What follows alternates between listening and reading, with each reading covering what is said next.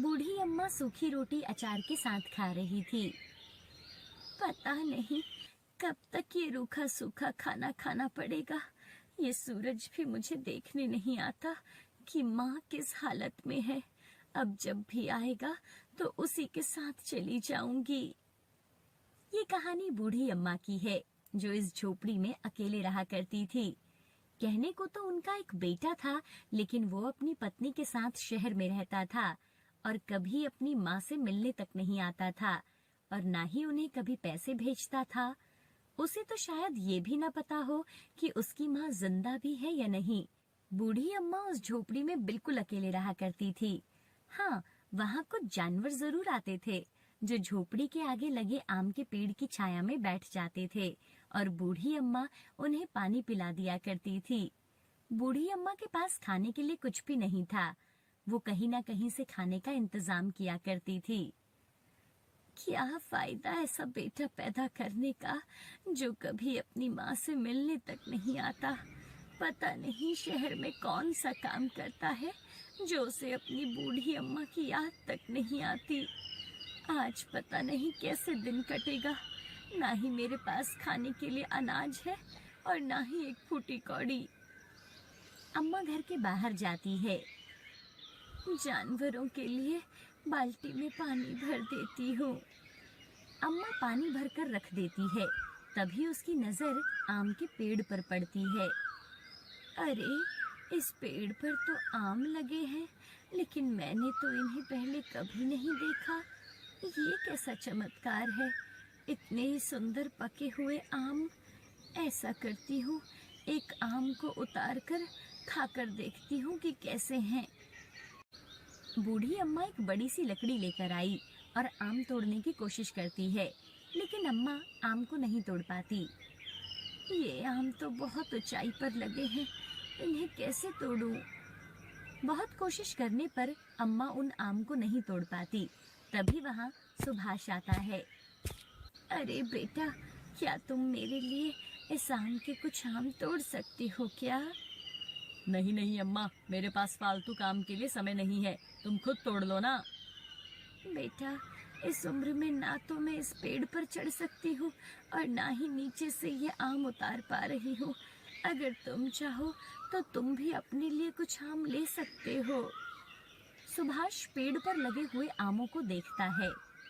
देखने में तो आम अच्छे लग रहे हैं, कुछ आम घर ले जाऊंगा। सुभाष पेड़ पर चढ़कर आम उतार देता है। कुछ पके हुए आम उसने बुढ़िया को दिए और कुछ आम अपने लिए लिए। जब वो घर जाकर आम खाता है तो वो बहुत खुश होता है। वाह वाह वाह, क्या स्वाद है! इतना मीठा आम तो मैंने आज तक नहीं खाया। वाह, मजा आ गया। सच में ये आम तो बाजार में मिलने वाले आमों की तरह नहीं है, बल्कि उन सबसे अलग हैं। इतने मीठे! वाह वाह। दूसरी तरफ बूढ़ी अम्मा भी वो आम खाती है। आह, आह, ये आम तो बहुत मीठा है। मजा आ गया। मैंने पहले इस पर ध्यान क्यों नहीं दिया? मुझे तो ये आम बेचने चाहिए। इतने मीठे आम खाकर तो लोग बहुत खुश हो जाएंगे और मुझे बदले में कुछ पैसे भी मिल जाएंगे। अब से मैं इन आमों को बेचना शुरू कर देती हूँ। लेकिन मैं इतने आमों को तोड़ूंगी कैसे? उस दिन अम्मा आम खाकर ही अपना पेट भर लेती है। अगली सुबह अम्मा पेड़ के पास खड़ी थी। तभी वहां से सुभाष गुजर रहा था। अरे सुभाष बेटा, तू आज फिर मेरे लिए आम तोड़ दे, लेकिन आज मुझे ज्यादा आम चाहिए बेटा। अरे, तुमने तो मुझे फ्री ही समझ लिया है। मुझे भी तो बहुत काम होते हैं अम्मा, मैं इतनी ऊपर क्यों चढ़ूं? भला मुझे कुछ हो गया तो क्या करूंगा? अरे, तुम भी अपने लिए 1 किलो आम ले लेना। अरे, तुम मुझे 1 किलो आम का लालच दे रही हो, उससे भला मेरा क्या फायदा होगा? ठीक है, तो आज 2 किलो आम ले लेना। बेटा, मैं इस पेड़ पर नहीं चढ़ सकती, नहीं तो तुमसे मदद क्यों मांगती? वो सब मुझे नहीं पता। मैं एक ही शर्त पर आम उतार सकता हूँ। जितने आम तुम अपने लिए उतरवाओगी, उतने आम मैं अपने लिए उतारूंगा। मंजूर हो तो बोलो। बूढ़ी अम्मा के पास उस सुभाष की बात मानने के सिवा और कोई रास्ता नहीं था। ठीक है, तुम मेरे लिए 5 किलो आम तोड़ दो। सुभाष फटाफट से आम के पेड़ पर चढ़ता है और अपने लिए और अम्मा के लिए 10 किलो आम तोड़ लेता है और अपने 5 किलो आम लेकर वो वहाँ से चला जाता है। उसी दिन बूढ़ी अम्मा उस पेड़ के नीचे बैठकर आमों को बेचने लगती है। उसी दिन बूढ़ी अम्मा उस पेड़ के नीचे बैठकर आमों को बेचने लगती है। तभी एक गाड़ी आती है और आम देखकर वो गाड़ी वहाँ रुकती है। एक आदमी गाड़ी से नीचे उतरता है। उसके साथ उसकी पत्नी भी थी। अम्मा, आम कैसे दे रही हो? बेटा, 100 रुपए किलो हैं। आम मीठे तो है ना? हाँ बेटा, बहुत मीठे हैं, खाकर तो देखो। अम्मा एक आम काटकर उस आदमी को और उसकी पत्नी को देती है। आम तो बहुत मीठे हैं जी। हाँ अम्मा, आम तो बहुत मीठा है। आप ऐसा करो, 2 किलो आम दे दो। हाँ बेटा, अभी दे देती हूँ। अम्मा 2 किलो आम उसको देती है और वो 200 रुपए अम्मा को देकर वहाँ से चले जाते हैं। अम्मा पैसे अपने माथे से लगाकर भगवान का शुक्रिया अदा करती है।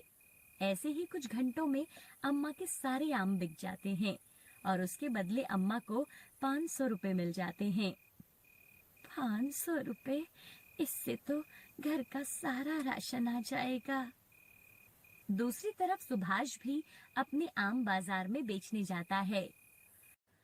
अरे भाई, आम तो देखने में बहुत अच्छे लग रहे हैं, कैसे दे रहे हो? ये आम 200 रुपए किलो हैं, चाहिए क्या? क्या 200 रुपए किलो? ये तो बहुत महंगे हैं। आखिर ऐसा क्या है इन आमों में? ऐसा आम आपने पहले कभी नहीं खाया होगा। लो, एक बार खाकर देखो। सुभाष ने एक आम काटकर रखा हुआ था। वो आम का टुकड़ा अपने ग्राहक को देता है। वो ग्राहक जैसे ही आम खाता है, उसे वो आम बहुत ही स्वादिष्ट लगता है। आम तो सच में बहुत ही स्वाद है। ये लो 400 रुपए और मुझे 2 किलो आम दे दो। ऐसे ही कुछ देर में सुभाष 1000 रुपए में अपने 5 किलो आम बेच देता है। अरे वाह, आज तो मैंने बहुत अच्छे पैसे कमा लिए। क्यों ना मैं आज रात को ही उस आम के पेड़ के सारे आम तोड़ लूं, फिर उन्हें बाजार में बेचकर बहुत सारे पैसे कमाऊंगा और वो बूढ़ी औरत तो सारे आम मुझसे तुड़वाकर लोगों को बेच देगी। इससे मुझे तो कोई लाभ होगा नहीं।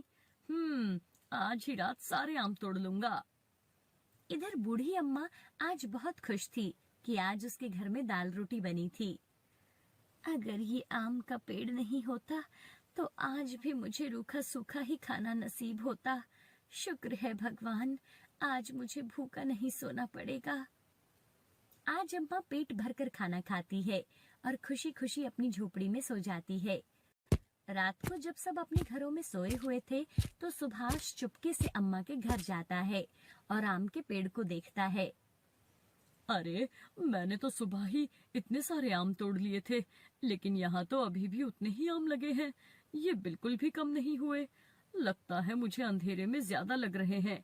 अब जल्दी से आम तोड़ लेता हूँ। सुभाष जैसे ही आम के पेड़ पर चढ़ता है, वो ऊपर नहीं चढ़ पा रहा था। इतनी देर से वो वहीं का वहीं था। अरे, ये क्या हो रहा है? मैं इस पेड़ पर चढ़ क्यों नहीं पा रहा? जितना ऊपर जा रहा हूँ उतना ही नीचे आ जाता हूँ। वो एकदम से पेड़ से नीचे उतर जाता है और डर जाता है। तभी वो एक लंबा सा डंडा लेता है और उससे आम तोड़ने लगता है, लेकिन आम उसके ऊपर गिरने लगते हैं। अरे हे भगवान, ये सब क्या हो रहा है? ये आम मेरे सर पर आकर क्यों गिर रहे हैं? कुछ भी हो, ये आम तो मैं तोड़कर ही रहूंगा। कैसे भी करके सुभाष कुछ आम तोड़ लेता है और उन्हें एक बोरी में भर लेता है।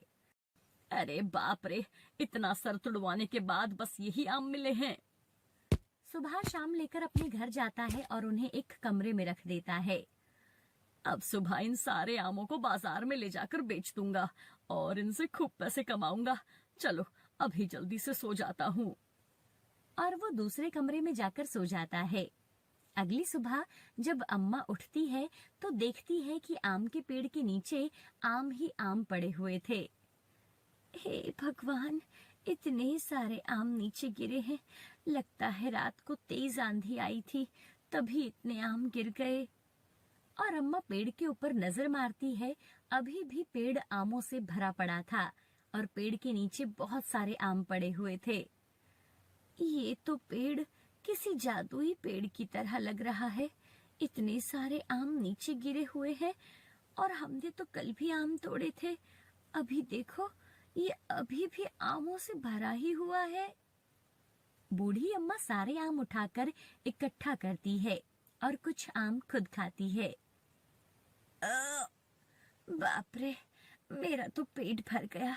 चलो, अब बाकी के आम बेच देती हूँ। अम्मा बचे हुए आम सड़क के किनारे बेचना शुरू कर देती है। दूसरी तरफ सुभाष सोकर उठता है। चलो चलो, जल्दी से सारे आम बाजार में बेच आता हूँ। वो खुशी खुशी दूसरे कमरे में जाता है और देखता है कि उसके कमरे में बहुत सारे सांप थे और आम की बोरी जो उसने वहां रखी थी वो भी खाली थी। अरे अरे, इतने सारे सांप यहाँ कहाँ से आ गए? अरे बचाओ! सुभाष सांपों को देखकर वहां से भाग जाता है और उस अम्मा के पास पहुंचता है जहां वो आम बेच रही थी। मुझे माफ कर दो अम्मा, अब से मैं तुमसे आम नहीं लूंगा। तुम जितने बोलोगी मैं तुम्हारे लिए उतने आम तोड़ दिया करूंगा। अब इसकी जरूरत नहीं पड़ेगी बेटा। देखो, रात को हवा से कितने सारे आम टूट गए हैं। अब तो कुछ दिन इन्हें ही बेचूंगी। सुभाष देखता है कि वहां आमों का ढेर लगा था। सुभाष ने जब पेड़ के ऊपर देखा तो वहां अभी भी पूरा आम पेड़ों से भरा हुआ था। वो कुछ समझ नहीं पाता कि ये सब क्या हो रहा है। ये क्या?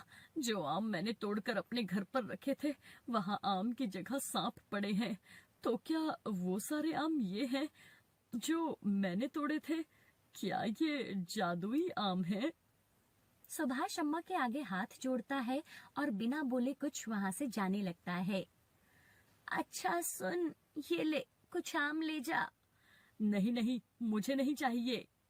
क्या नहीं चाहिए? पहले तो खुद ही मांग कर ले जाता था।